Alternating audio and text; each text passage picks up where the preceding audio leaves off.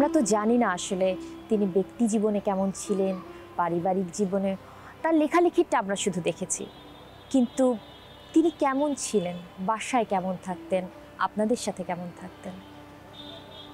আমার নিজের বয়স তো খুব কম ছিল যখন তিনি আমাদের কাছ থেকে হারিয়ে যান। আমার 4 বছর বয়স ছিল, কাজে আমার নিজের স্মৃতিতে নেই। আমি আমার মার কাছে শুনেছি বা আমার বাবার কাছাকাছি যারা সবসময় থাকতেন, একটা ছিল যে লেখাপড়ার কাজ উনি সবসময় পছন্দ করতেন। যেখানেই যান কোনো বই থাকতো, লেখার কাজ করতেন।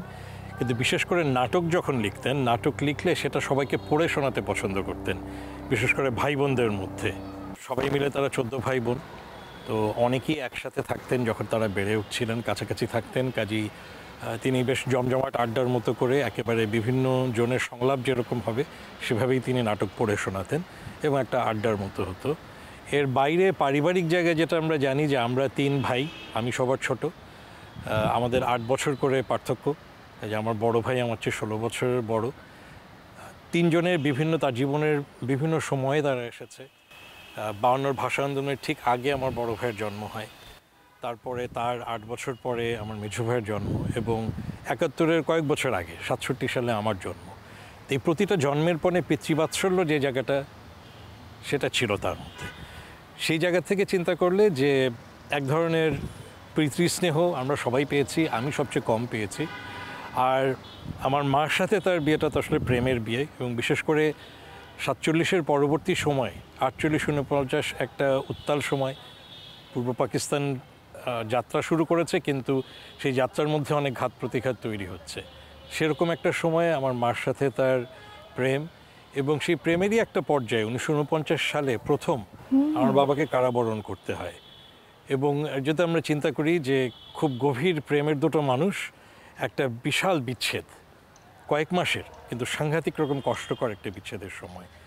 সেই সময় সম্পর্কে আসলে আমরা জেনেছি কিছুটা, দুজন দুজনকে সেই সময় ডায়েরি লিখছিলেন। ডায়েরিগুলো আপনারা পড়েছিলেন? ডায়েরিগুলো আমরা পরে পড়েছি এবং সেটা পরে প্রকাশিতও হয়েছে বই আকারে। আমার মা ডায়েরি লিখতেন, আমার বাবা তার কারাগারের জীবন কীরকম সেটা নিয়ে লিখতেন। অনেকখানি তাদের প্রেমের কথা, তবে আমার বাবার লেখাগুলোর মধ্যে কিছুটা সেখানে সৃজনশীল লেখাগুলো ছিল। তিনি কী ধরনের কার লেখা পড়ছেন, শেক্সপিয়ার থেকে শুরু করে অন্যদের, এমনকি সেখানে বসে একটা গল্পও লিখে ফেলেছেন। কারণ বলছিলেন যে প্রতিদিনের ঘটনা তো আসলে বলার মতো হয়তো কিছু থাকবে না, তো এটা কিছুটা আটপৌরে জীবনের দুজনের প্রেম কাহিনীর মতো একটা অংশ। কিন্তু সেখান থেকে কিছুটা চিত্র পাওয়া যায় যে সেই 49 সালের ঢাকা আসলে কেমন ছিল। কিছুটা বৈরী পরিবেশ, কিন্তু তার মধ্যেও সৃজনশীল কাজগুলো চালিয়ে যাওয়া, এমনকি কারাগারের ভেতরে থেকেও দুজন বাইরে ভেতরে এভাবে থেকেও কি করে একজন আরেকজনের সাথে একটা সম্পর্ক টিকিয়ে রাখার জায়গা, এবং ঘাত প্রতিঘাত প্রেমের মধ্যে যখন তারা ছিলেন, স্বাভাবিকভাবে পারিবারিকভাবে সবসময় সেটা সমর্থন ছিল না। তো সেইটার মধ্যেও তারা কিভাবে তাদের শঙ্কা এবং কি করবেন সেটা চিন্তাভাবনা করছেন। কয়েক মাস পরে তিনি জেলখানা থেকে বের হয়েই তারা বিয়ের সিদ্ধান্ত নেন এবং বিয়ে করেন। তবে সময়টাই হয়তো একটু ওরকম ছিল, এবং বিশেষ করে আমার বাবা মুনি চৌধুরী যেই সময় তার সৃজনশীল কাজগুলো শুরু করেছিলেন খুবই কম বয়সে, 18-19 বছর বয়সে, ছাত্রাবস্থাতেই। আবার সেই একই সময় 47 পরবর্তী সময়, সেই সময় ঢাকা বিশ্ববিদ্যালয়েও কিন্তু এক ধরনের একটা আন্দোলনমুখর একটা পরিবেশ তৈরি হয়ে উঠছিল, বিশেষ করে বাংলা ভাষার দাবিতে। সেই আন্দোলনগুলোর সাথেও কিন্তু আমার বাবা কিছুটা জড়িত হয়ে পড়ছিলেন সেই সময়। একদিকে লেখালেখি, এমনকি সেই সময়ে বাংলাদেশ বেতার বা সেই সময় পূর্ব পাকিস্তান রেডিও, সেখানেও দেখা গেল যে দেশ বিভাগের কারণে অনেকেই ওপারে চলে গেছে, পশ্চিমবঙ্গে চলে গেছে যারা সৃজনশীল কাজ করতেন। তো তখন এই অঞ্চলে যারা মুসলিম সৃজনশীল ব্যক্তিরা ছিলেন, তাদের সেই জায়গাটাতে কিছুটা পূরণ করার প্রয়োজন হয়ে পড়ে। তখন কিন্তু বিশেষ করে রেডিওতে নামে বেনামিতে তিনি লেখা লিখতেন, কথিকা লিখতেন, নাটিকা লিখতেন, সেগুলো প্রচারও তখন হতো। কাজেই সেই 18-19 বছরের একটা তরুণ, তিনি একদিকে সৃজনশীল কাজ করছেন, একদিকে বিভিন্ন যে রাজনৈতিক টানাপোড়েনগুলো তখন শুরু হচ্ছে, আন্দোলনগুলো শুরু হচ্ছে, প্রতিবাদগুলো শুরু হচ্ছে, সেটাতে অংশগ্রহণ করছেন। আবার নিজের জীবনটাকেও কিছুটা, ব্যক্তি জীবনটাকেও তিনি গড়ে তোলার চেষ্টা করছেন একই সাথে সেই জায়গাগুলো, এবং সেটার মধ্যে দিয়েই নিজের কিছু উপলব্ধির কথাও তিনি পরবর্তী সময় বিভিন্ন সময় বলেছেন বিভিন্ন সাক্ষাৎকারে। বিশেষ করে 70-এর দশক, 70 বা 69 এরকম সময় এক ধরনের একটা রিফ্লেকশন, যে আসলে তার জীবনের কোন জায়গাগুলো সবচেয়ে ভালো সময় ছিল, অথবা কোন জিনিসগুলো হয়তো একটু অন্যরকম হতে পারতো, এগুলো বলতেন। আমরা স্যারকে চিনেছি বইয়ের পাতায়, আমি চিনেছি বইয়ের পাতায়। জহির রায়হান স্যারকে আমরা দেখেছি বইয়ের পাতায়, শহীদুল্লাহ কায়েস স্যারকে আমরা দেখেছি বইয়ের পাতায়। মানে আমাদের প্রথম পরিচয় তাদের সাথে এভাবে। এখনকার প্রজন্মের জন্য তো এই পরিচয়টা আরও বেশি দরকার। সেই জায়গা থেকে বুদ্ধিজীবী দিবসে স্যারের জন্য আসলে বাংলাদেশ কতটুকু করতে পেরেছি বলে আপনার মনে হয়? আমাদের বাবারা যেহেতু লেখালেখির মধ্যেই ছিলেন, যেটা আপনি বলছিলেন, এবং তাদের অনেকেরই জীবদ্দশায় তাদের কিছু লেখা প্রকাশিত হয়েছে এবং পরবর্তীকালেও হয়েছে, এবং সাম্প্রতিককালে বেশ কয়েক বছর ধরে তাদের কিছু কিছু লেখা পুনর্মুদ্রণও হচ্ছে। কারণ বিশেষ করে প্রকাশকরা, যেমন আমার বাবার ব্যাপারে যখন প্রকাশকরা যোগাযোগ করেন, তারা বলেন যে কিছু চাহিদা আছে, কাজেই 21-এর যে বইমেলা হয় ফেব্রুয়ারি মাসে, তার আগে বা বছরের কোনো না কোনো সময় প্রকাশকরা আমাদের সাথে যোগাযোগ করেন যে তারা কোনো একটি বই পুনর্মুদ্রণ করতে চান। তা আপনি যেসব শহীদ বুদ্ধিজীবীদের কথা বললেন, তাদের কিছু কিছু লেখা একটা সময় দুষ্প্রাপ্য হয়ে গেছে, আবার কিছু কিছু লেখা, বিশেষ করে যেগুলো হয়তো কিছুটা বেশি জনপ্রিয়, সেগুলো আবার পুনর্মুদ্রিত হচ্ছে। তো যারা কিছুটা জানার চেষ্টা করেন তারা কিন্তু খুঁজে পাবেন সেগুলো। প্রতি বছরই বইমেলাতে সেই ধরেন 50 বা 60-এর দশকে বা 71 সাল পর্যন্ত আমাদের বাবারা যেসব লেখালেখি করেছেন এবং প্রকাশিত হয়েছে, সেগুলো তারা নিয়ে আসছেন সামনে। এমনকি কোনো কোনো প্রকাশক খুঁজে বের করার চেষ্টা করছেন গবেষকদের মাধ্যমে যে কোনো অপ্রকাশিত লেখা আছে কিনা। হ্যাঁ, অপ্রকাশিত লেখা। তো সেটা খুঁজে পাওয়া কঠিন, কিন্তু সেটা হয়তো পারিবারিকভাবে আমরা অনেক সময় জানতে পারি না। হতে পারে যে কোনো ফরমাইশি লেখা, হয়তো কেউ একজন বলেছেন যে আমাদের কোনো একটা পুস্তিকা আমরা বের করব, ওটার জন্য একটা লেখা দিন, তো সেটা হয়তো বহুল প্রচারিত হয়তো হয়নি। তো সেরকম কিছু কিছু লেখা কেউ কেউ উদ্ধারের চেষ্টা করছেন, বিভিন্ন বুদ্ধিজীবীদের, আমাদের বাবাদেরও। কাজে তরুণ প্রজন্ম যদি একটু চিন্তা করে যে 50-60-এর দশকে বা 71 পর্যন্ত বা ইভেন 70-এর দশকেও যে বুদ্ধিজীবীরা ছিলেন, তাদের লেখাগুলো কোথায়, কিছুটা তারা খুঁজে পাবেন। আর সেই প্রজন্মের কেউ কেউ যারা এখনও হয়তো তাদের প্রবীণ বয়স কিন্তু তারা বেঁচে আছেন, তারাও কিন্তু কিছুটা দিক নির্দেশনা দিতে পারবেন, কাজে জানতে চাইলে সেটা জানতে পারবে। তবে যেটা নেই সেটা হচ্ছে যে তথ্য প্রযুক্তির যুগে অনলাইনে তাদের লেখাগুলো খুব একটা বেশি পাওয়া যায় না, ছাপার অক্ষরে পাওয়া যায়। তো এখনকার প্রজন্ম আসলে অনলাইনে অনেক কিছু দেখে বা পড়ে, তো সেই জায়গাটা ডিজিটাইজ করার একটা জায়গা হয়তো ভবিষ্যতে দরকার হবে। সেটা হয়তো কোনো তরুণ গবেষক বা তরুণ উদ্যোক্তা সেটার একটা চিন্তা করতে পারে। সেটা হলে হয়তো আরও অনেকের কাছে সেগুলো পৌঁছে যাবে। তবে আমরা যেটুকুই পড়েছি আমাদের বাবাদের লেখা, এটুকু বুঝি যে তাদের অনেক লেখাই কালোত্তীর্ণ, অর্থাৎ যে কোনো সময়ের জন্যই সেটা যুগোপযোগী।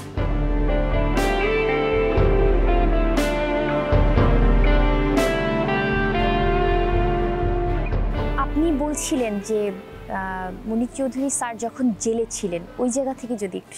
হ্যাঁ, মানে প্রথমবার যখন আমার বাবাকে জেলে নিয়ে যাওয়া হয়, বিশেষ করে তিনি বাম রাজনীতির সাথে জড়িত বলে পাকিস্তানে তাকে জেলে রাখে 1949 সালে। তো সেই সময়টা হচ্ছে আমার মার সাথে তার তখন প্রেম, এবং পারিবারিকভাবে কিছুটা যোগাযোগ ছিল দুই পরিবারের মধ্যে। তো সেখান থেকে তাদের যখন প্রেম হয়, এবং বিশেষ করে আমার মাও কিন্তু আসলে বাংলা বিভাগের ছাত্রী ছিলেন। আমার বাবা প্রথমে তো ইংরেজি বিভাগে শিক্ষকতা করেছেন, পরবর্তীতে তিনি বাংলা সাহিত্যে ছিলেন। তো যাই হোক, সেই প্রেমের সময়টাতেই যখন তাকে হঠাৎ করে কারাগারে নিয়ে যাওয়া হয়, যে দুজনের মধ্যে তুমুল প্রেম, এবং সেই সময় হঠাৎ করে একটা বিশাল বিচ্ছেদ। তো সেই বিচ্ছেদের সময়টাকে তারা কিভাবে ধারণ করবেন বা এই যন্ত্রণাটা তারা কিভাবে কাটিয়ে উঠবেন, এটাতে তারা চিন্তা করলেন যে তারা দুজন দুজনকে ডায়েরি লিখবেন। এটা অবশ্যই আমরা জানতাম না, অনেক পরে আমার মা বলেছে, এবং পরে আমরা দেখেছি যে বাড়িতে দুজনের দুই ডায়েরি আছে। অর্থাৎ জেলখানায় বসে আমার বাবা লিখছেন, সেখানে তার অংশের তিনি নাম দিয়েছিলেন দিনপঞ্জি মনপঞ্জি, অর্থাৎ একটা ডায়েরি, তো দিনের কথাও আছে আবার মনের কথাও আছে। আর আমার মা তার অংশের নাম দিয়েছিলেন ডাকঘর, অনেকটা চিঠি লেখার মতো, কারণ দুজনে তো নিয়মিত দেখা করতে তখন পাচ্ছেন না। আবার এরকম একটা অবস্থা যে পারিবারিকভাবেও পুরোপুরি সমর্থন নেই দুই পরিবারের এই দুজনের প্রেম বা তাদের কোনো একটা জায়গায় যাওয়ার, এবং যেই সময়টার কথা আমরা বলছি 1949 সাল। কাজে তখন তারা অন্তত চিন্তা করেন যে ঠিক আছে, কোনোভাবে যদি একটা কোনো ব্যবস্থা করা যায়, যে কেউ না কেউ, যেমন আমার কোনো এক চাচা হয়তো আমার মার ডায়েরির অংশটা আমার বাবাকে দিয়ে আসছে, আবার বাবার ডায়েরির অংশটা নিয়ে আসছে, এইভাবে, কিন্তু দুজনে দুটো খাতা আলাদা। তো এক পর্যায়ে অবশ্যই পারিবারিকভাবে এই খাতাগুলো এসছে এবং সেটা একটা সময় কিন্তু প্রকাশনায় গেছে। অনেক বছর পরে আমরাই পারিবারিকভাবে সিদ্ধান্ত নিলাম, মার সাথে কথা বলি। মা আসলে তার অংশটা দিতে চাচ্ছিলেন না, তিনি ভাবছিলেন যে এটা খুব বেশি আটপৌরে পারিবারিক কথার মতো, ব্যক্তিগত জায়গা। একটা হচ্ছে যে আমার বাবা মনির চৌধুরীর একটা নতুন লেখার মতো করে একটা কিছু পাওয়া যাচ্ছে, আর এই সময়টাকে ধারণ করছে তাদের এই যে প্রেমের ব্যাপারটি, এইটাকে যাতে আমরা মোটামুটি অন্যদের কাছে পৌঁছে দিতে পারি। তো পরে এটা বই আকারে বের হয়েছে, দিনপঞ্জি মনপঞ্জি ডাকঘর এই নামে। আমার খুব আগ্রহ হচ্ছে যে দুই এক লাইন যদি আপনার মুখ থেকে শুনতাম যে কি ছিল আসলে সেই ডায়েরির পাতায়। আপনারা যখন পড়েছিলেন আপনাদের তো এক ধরনের অনুভূতি হয়েছিল, বাবা মার সেই সময়ের অনুভূতি, সময়কার অনুভূতি, প্রেম, যদি একটু দুই এক লাইন। অবশ্যই আমার সাথে তো বইটা নেই, কিন্তু অনলাইনে এটার কিছু পাওয়া যেতে পারে। তো সেখান থেকে আমি একটু দেখি যে কোনো অংশ সেখান থেকে পাওয়া যায় কিনা, এবং সেটা হয়তো আপনাদের এই অনুষ্ঠানের জন্য সেখান থেকে কিছুটা বলা যেতে পারে।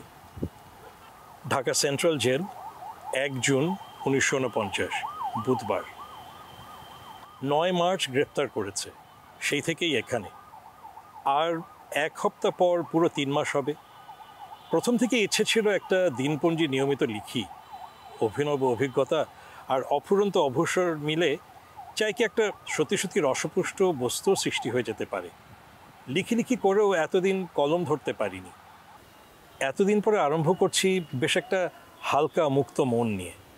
কাব্য সৃষ্টি করার সচেতন উদ্দেশ্য মন থেকে একদম উঠে গেছে। অবশ্য শিল্পী সাহিত্যিকের মন থেকে এই অবিচ্ছেদ্য সচেতনতা যতখানি বিলীন হওয়া সম্ভব ততখানি। প্রকাশের নিপুণতার মোহে শিল্পী মাত্রই একটু আধটু বিকারগ্রস্ত।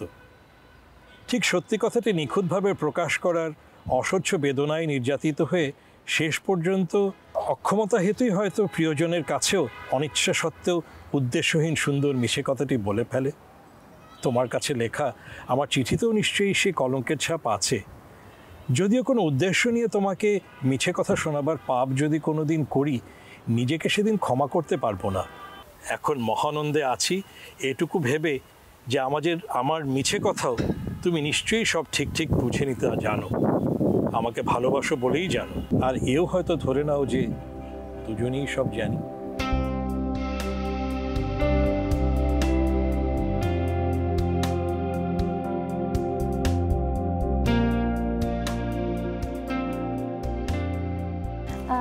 এই যে যখন তিনি লিখেছেন সেই লেখাগুলো তো আপনার মাকে প্রভাবিত করেছে, আপনাদেরকে কোনো না কোনোভাবে প্রভাবিত করেছে, সেই জায়গাগুলো যদি একটু ছোট করে বলেন। সেটা জায়গাটা কিছুটা আসলে মিশ্র। এরকম একটা যে আমার মার কাছে যেটা শুনতাম যে একটা মানুষের তো বিভিন্ন জগৎ থাকে, তো তার বহির জগৎটাতে হচ্ছে তার লেখালেখির জায়গাটা বেশি। আর যখন তিনি ঘরে বসে লিখতেন তখন কিন্তু মোটামুটি নীরবে নিভৃতে নিজেই লিখতেন। আর আমার মা মোটামুটি সাংসারিক যে কাজ বা আমাদেরকে দেখাশোনার কাজগুলো করতেন, কিছু সময় আমার বাবা আমাদের জন্য দিতেন।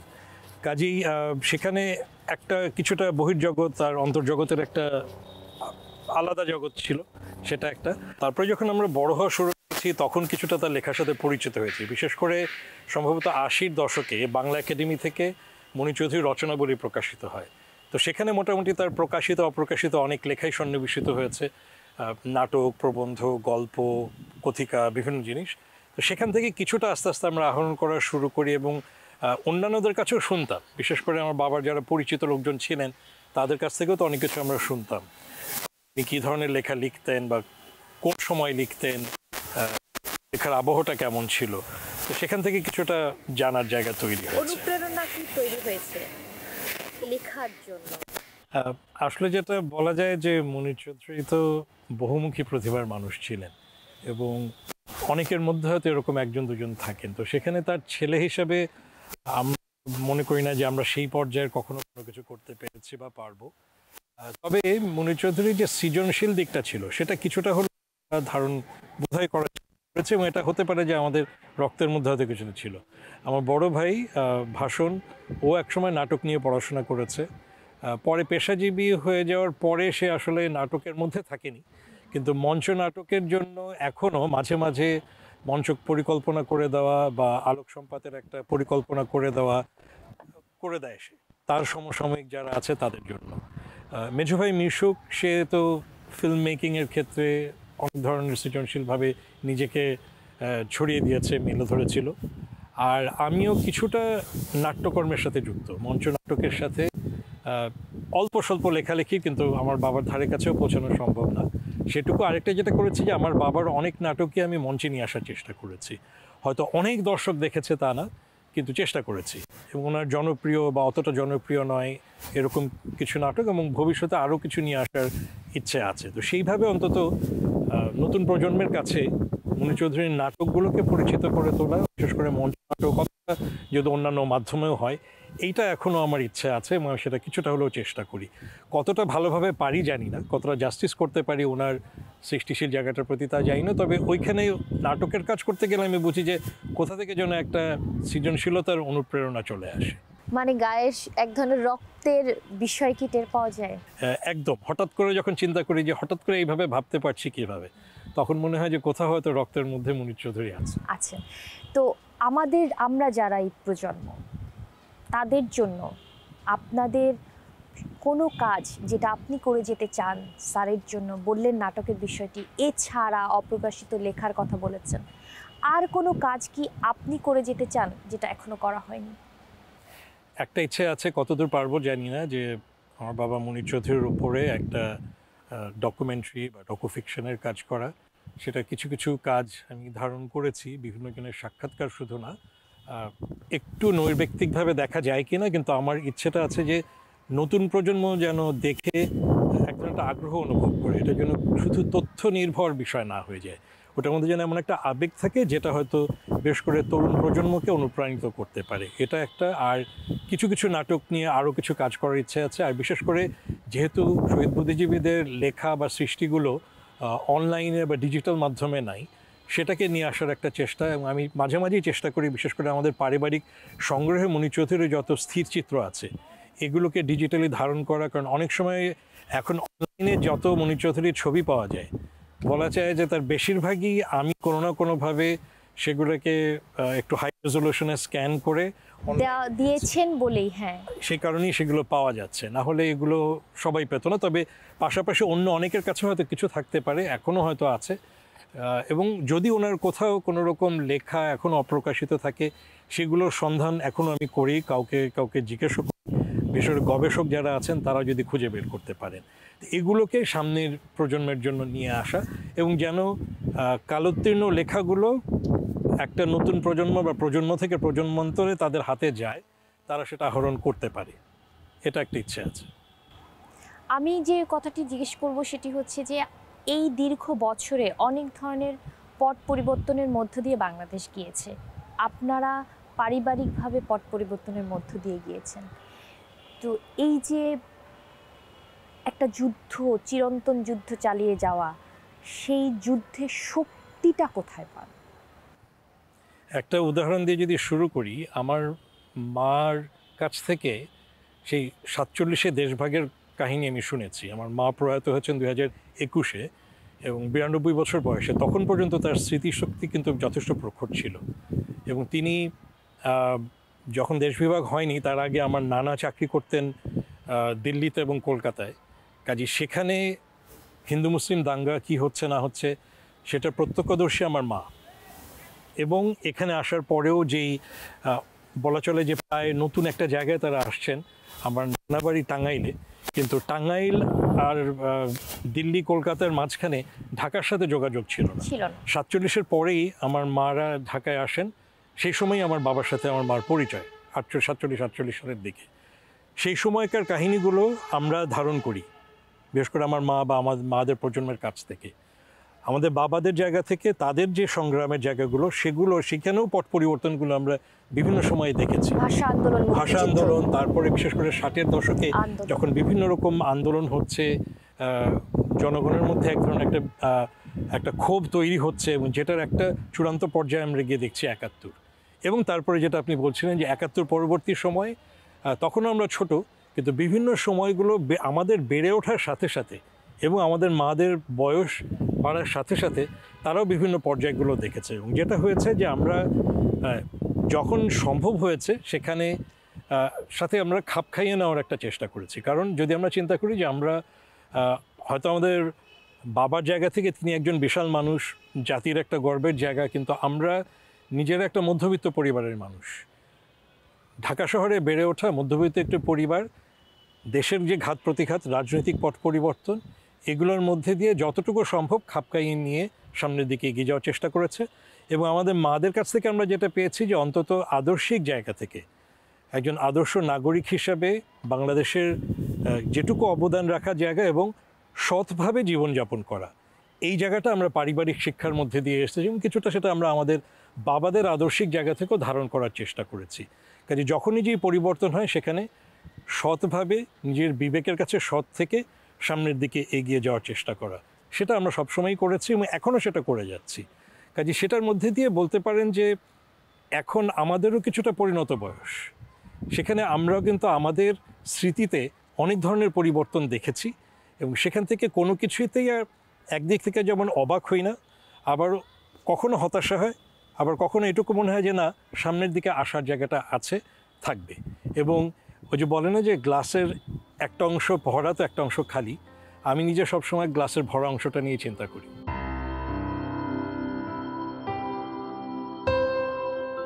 মনির চৌধুরী স্যারের যে লেখা আছে সেই লেখা আমাদেরকে উজ্জীবিত করে, কিন্তু তার যে চলে যাওয়া, সেই চলে যাওয়ার গল্পটাও আমরা পরবর্তী প্রজন্মের মাঝে ছড়িয়ে দিতে চাই। গল্পটা কি আরেকবার শুনতে পারি?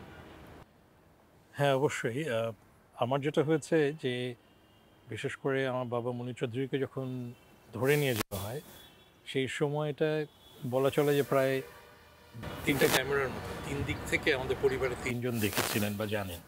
আমার মা আংশিক দেখেছেন, আমার এক চাচা শমশের চৌধুরী, রুশো ডাকনাম, উনি দেখেছেন বা উনি কাছে ছিলেন যে সময় নিয়ে যায়। আর আমার মেঝো ভাই মিশুক, ও উপরে একটা বারান্দা থেকে ঘটনাটা দেখছিল। তো অনেকটা অপ্রত্যাশিতভাবেই ব্যাপারটা হয়, কারণ আমরা পরে যে 10ই ডিসেম্বরের দিক থেকেই একজন একজন করে ধরে নিয়ে যাওয়া হচ্ছিল এবং ওই তালিকা ধরে। স্যাররা এটা কোনোভাবেই টের পাননি? টের পাওয়ার উপায় ছিল না, কারণ তখনকার ঢাকা একটা হচ্ছে অবরুদ্ধ ঢাকা, আবার অন্যদিকে ডিসেম্বরের প্রথম সপ্তাহ থেকেই মনে হচ্ছে যে একটা বিজয়ের দিকে যাচ্ছে। এমনকি 14 তারিখ সকালেও এটা আমার মার কাছে শুনেছি যে আমার বাবা বিবিসি রেডিও শুনছিলেন এবং আমার মাকে বলেছিলেন, লিলি আর বোধহয় বেশি দেরি নেই ঢাকা ফল করতে। কাজেই এক ধরনের একটা নিশ্চয়তা যে একটা কোনো দিকে যাচ্ছে, কিন্তু সুপরিকল্পিতভাবে যে তাদেরকে নিয়ে যাওয়া হয়েছে। একটা হচ্ছে যে প্রায় সে সময় ঘন ঘন কারফিউ দেওয়া হচ্ছিল ঢাকা শহরে এবং বড় বড় শহরে। সেই কারফিউর মধ্যেই তালিকা করে তারা কোথায় থাকেন, কোথায় আছেন এবং কোনো না কোনোভাবে তাদের তথ্য সংগ্রহ করে তাদেরকে ধরে নিয়ে যাওয়া হচ্ছে। সেই সময় যে গুটিকত মধ্যবিত্তের বাড়িতে টেলিফোন ছিল, সেই টেলিফোন লাইনেরগুলো কাটা ছিল। কোনো কোনো ক্ষেত্রে টেলিফোন লাইনের যে ব্যবস্থাগুলো সেগুলো টাওয়ার উড়িয়েও দেওয়া হয়েছিল, মুক্তিযোদ্ধারা উড়িয়ে দিয়েছিল আমরা জানি, ক্র্যাক প্ল্যাটুনের। কাজে সামগ্রিকভাবে টেলিফোনও চালু ছিল না। কাজে 10 তারিখে যদি আমরা চিন্তা করি, অথবা নভেম্বরেও কাউকে কাউকে নিয়ে যাওয়া হয়েছে, 10 তারিখের ঘটনাগুলো বা 10 থেকে 15-র মধ্যে কি হচ্ছে এক পরিবার আরেক পরিবারের কথা জানতো না। বেশ কয়েকজনকে ঢাকা বিশ্ববিদ্যালয় কোয়ার্টার থেকে নিয়ে যাওয়া হচ্ছে, আর মুক্তিযুদ্ধের সময় অনেকেই ঢাকা বিশ্ববিদ্যালয়ের কোয়ার্টারে ছিলেন না, অন্যান্য জায়গায় ঢাকার বিভিন্ন জায়গায় যারা ছিলেন কেউই কারো খোঁজখবর জানতে পারেনি। তা আমার বাবাকে নিয়ে যাওয়া হয় বেলা 12টার দিকে 14 ডিসেম্বর, এবং ঠিক সেই সময়টা এরকম একটা সময় যে তিনি সকালে স্নান শেষ করেছেন, তিনি আর আমার চাচা রুশো কাকা, এবং তারা দুপুরের খাওয়া খাবেন 12টা সাড়ে 12টার দিকে। আমার দাদি ছিলেন বাড়িতে। এটা অনেক বড় একটা বাড়ি ছিল এবং ওই 25শে মার্চের পর থেকে আমরা ওই বাড়িতে থাকছিলাম, ঢাকা বিশ্ববিদ্যালয় কোয়ার্টারের বাসা ছেড়ে। তো আমার মা দোতলায় ছিলেন আর আমার চাচা এবং আমার বাবা নিচে ছিলেন। তো কোনো একটা সময়ে আমার মা দুপুরের খাবার খাবেন কিনা, আমার মা একটু শরীর খারাপ ছিল, তো উপরে যান আমার বাবা আমার মার সাথে কথা বলতে। এরকম সময় ওই দোতলা বাড়ি, তার সামনে একটা উঠান, তারপরে একটা গ্রিলের গেট। তো ওই গেটে কেউ কড়া নাড়ছে। তো মুক্তিযুদ্ধের পুরোটা সময়ই যাওয়া আসা থাকলেও ওই গেটে প্রায় তালা দেওয়া থাকতো, কিছুটা নিরাপত্তার কথা ভেবেই। তো সেখানে কেউ কড়া নাড়ছে এবং উপর থেকে আমার মা যেটা দেখতে পেয়েছিলেন জানলাটা একটু ফাঁক করে, যে ওয়ালের পাশে দেখা যাচ্ছে যে একটা গাড়ি যেটার কাঁচের মধ্যে কাদা মাখা আছে, আর গাছের কিছু ডালপালা ওর দিয়ে ওটার ছাদটা ঢাকা।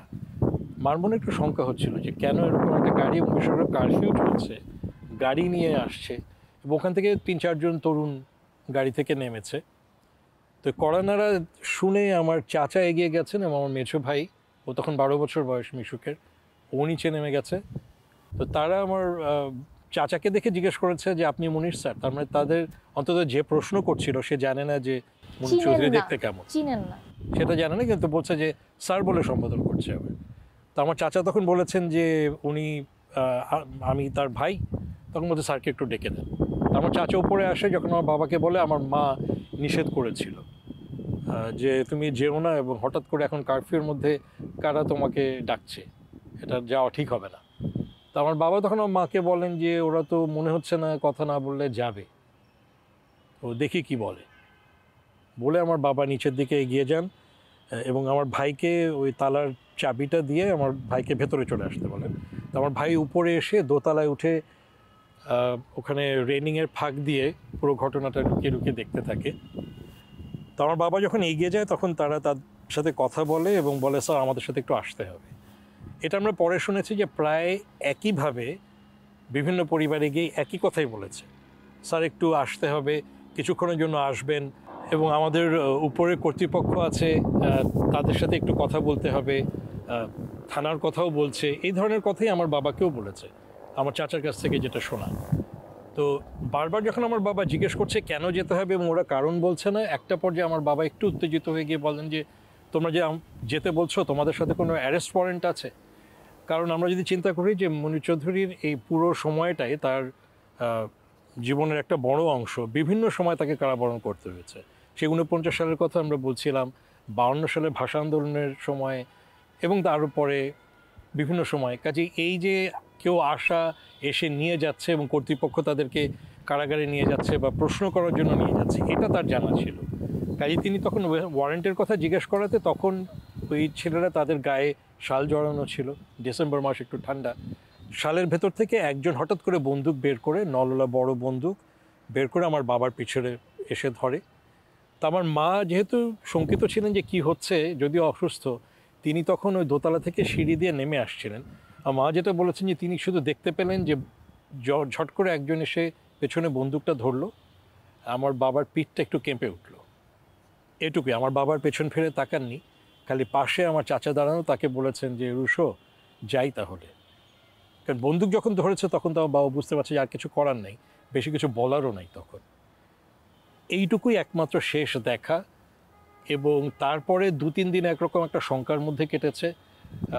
আমার মার কাছে শুনেছি যে আমি হঠাৎ করে খুব নিশ্চুপ হয়ে গেছিলাম, কারণ একদিন বা 2 দিন পার হয়ে যাচ্ছে, 14 তারিখে আমার বাবা ফেরেনি, 15-16 পার হয়ে যাচ্ছে, 16 তারিখে সবাই খবর পাচ্ছে যে পাকিস্তানিরা সারেন্ডার করেছে, কিন্তু তারপরেও আমার বাবার কোনো খোঁজ পাওয়া যাচ্ছে না। আমি নাকি কান্নাকাটি করিনি, খালি আমি চুপচাপ ছিলাম নিভৃতে, এবং আমার মা খালি বলছিলেন যে আমি লক্ষ্য করছিলাম যে তোমার রিয়াকশনটা আসলে কি, যে কোনো রিয়াকশন হচ্ছে না। এবং আমার মা পরে আমাকে বলেছেন যে আমার মনে হচ্ছিল যে আসলে আমি কি কিছু একটা বুঝতে পারছি যে কিছু একটা হয়েছে, আমি জানি না, এটা আমার স্মৃতিতে নাই। তারপরে 17-18 তারিখের দিকে জানা গেল অনেকের মাধ্যমে যে বিভিন্ন জায়গায় বুদ্ধিজীবীদেরকে হত্যা করে ফেলে রেখে আসা হয়েছে, মিরপুরে, রায়ের বাজারে। এই কথা শুনে তখন আমার চাচা, আমার বড় চাচা কবির চৌধুরী এবং ওই রুশো কাকা, যিনি ওই সময় ছিলেন আমার বাবাকে নিয়ে যাওয়ার সময়, ওনারা দুজন খুঁজতে যান রায়ের বাজারে। এই রায়ের বাজারেই তারা তখন আসেন, এবং এখানে ঢালের উপরে, যেটার অনেক ছবি আমরা বিভিন্ন সময় দেখেছি, অনেক বিভৎস ছবি, ওনারা এখানে এসে কিন্তু আমার বাবাকে খুঁজে পান। এবং এটুকু বুঝতে পারি যে ওখানে কিছু মরদেহ হয়তো এত ক্ষতবিক্ষত ছিল যে সেখানে শনাক্ত করাটা কঠিন ছিল। তার মধ্যেও তারা তাদের পরিচিত যারা বুদ্ধিজীবীরা ছিলেন, কারণ তাদের সমসাময়িক বেশ কয়েকজন বুদ্ধিজীবীর লাশ সেখানে ছিল, কেউ কেউ ঢাকা বিশ্ববিদ্যালয়ের শিক্ষক, শিল্পী, সাহিত্যিক এরকম ছিলেন, তাদেরকে তারা শনাক্ত করেছিলেন। এবং সেসব পরিবারের মানুষরাও তখন ছিল সেখানে, সাংবাদিকরা ছিল, রায়েরবাজার এলাকার স্থানীয় জনগণ ছিল যারা এসে দেখছিল, কিন্তু শেষ পর্যন্ত তখন তাকে তারা শনাক্ত করতে পারেনি, বিফল হয়েই ফেরত চলে গেছিলেন। এই অনেক দিন পর্যন্ত কিন্তু পারিবারিকভাবে আমাদের একটা ধারণা ছিল যে, এবং আমার মাও ভাবতেন যে হয়তো আমার বাবা কোথাও বেঁচে আছেন, ফেরত আসবে না। কোথাও ফেরত আসতে পারেন, অথবা তাকে কোনো একটা জায়গায় কারাবন্দি করে রেখেছে কেউ, কোনো একটা সময় হয়তো তার কোনো খোঁজ জানা যাবে। একটা পর্যায়ে গিয়ে আমরা মেনে নিতে বাধ্য হয়েছি যে আসলে তিনি আর বেঁচে নেই। স্যার ফেরত আসেননি, এরকম ফেরত অনেকেই আসেননি যাদের খোঁজই পাওয়া যায়নি। তো সেই জায়গাগুলোতে যখন আপনারা বড় হয়েছেন, দেখেছেন এবং কথা হয়েছে অন্য পরিবারগুলোর সাথে, আমরা স্যারকে বাংলাদেশের সূর্য সন্তান হিসেবে চিনি, কিন্তু তার পেছনের পরিবারের গল্পটা খুব কম মানুষের জানে। তখন সবাই মিলে আপনারা যে সংগ্রামটার মধ্যে দিয়ে গেছেন তার একটু অংশ যদি বলেন।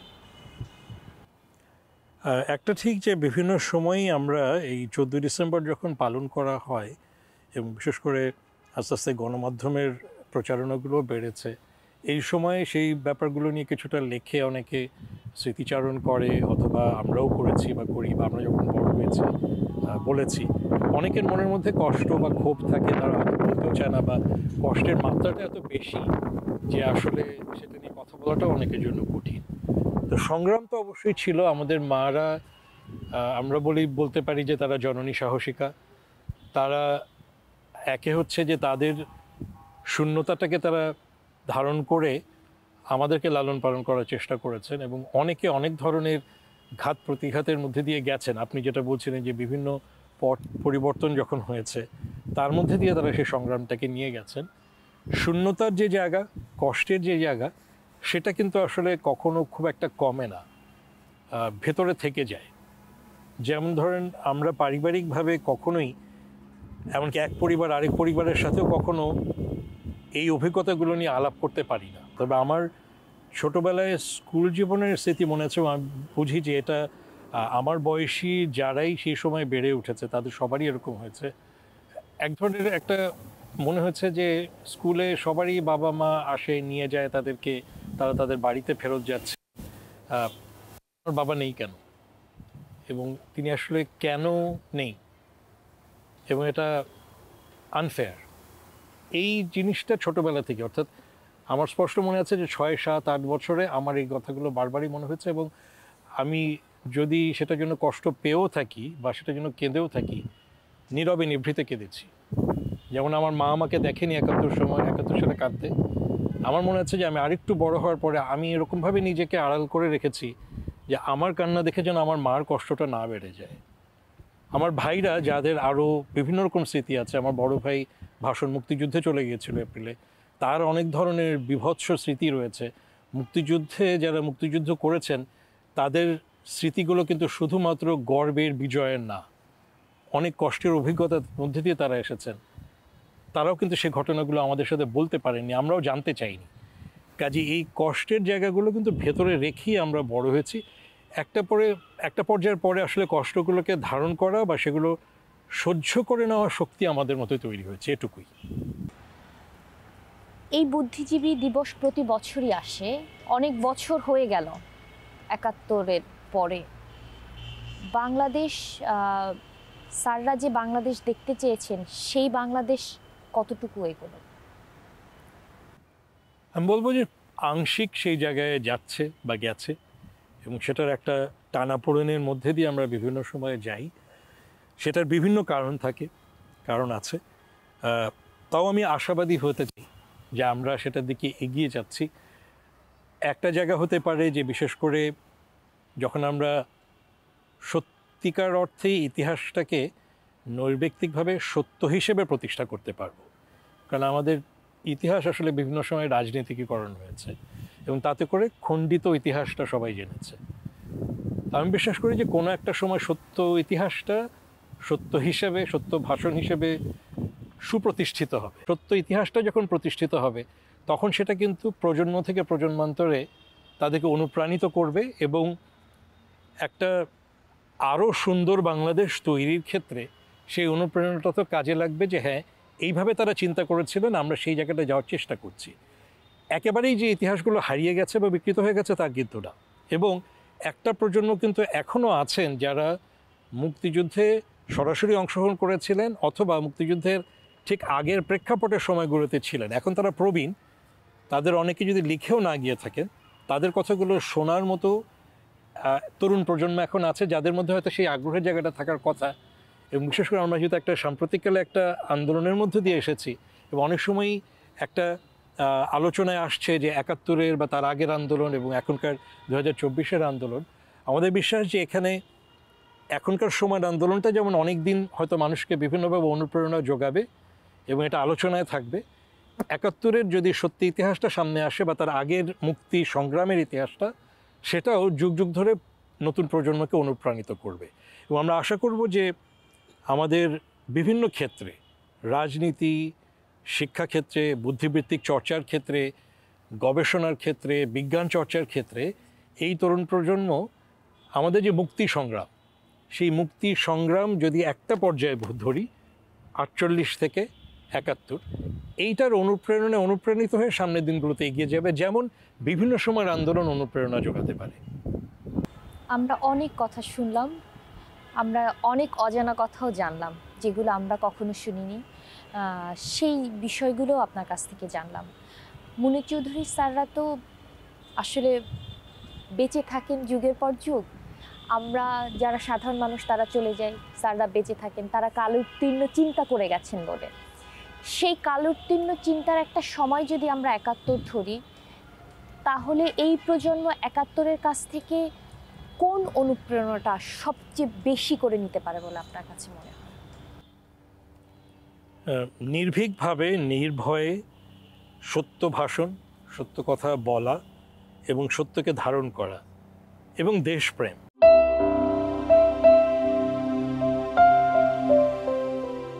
শহীদ বুদ্ধিজীবীদের রক্তে রাঙা এই মাটি, দেশকে জীবন দিয়ে ভালোবাসার এমন প্রেরণা আমাদের আবারও প্রতিজ্ঞাবদ্ধ করুক আলোকিত নতুন বাংলাদেশ গঠনের।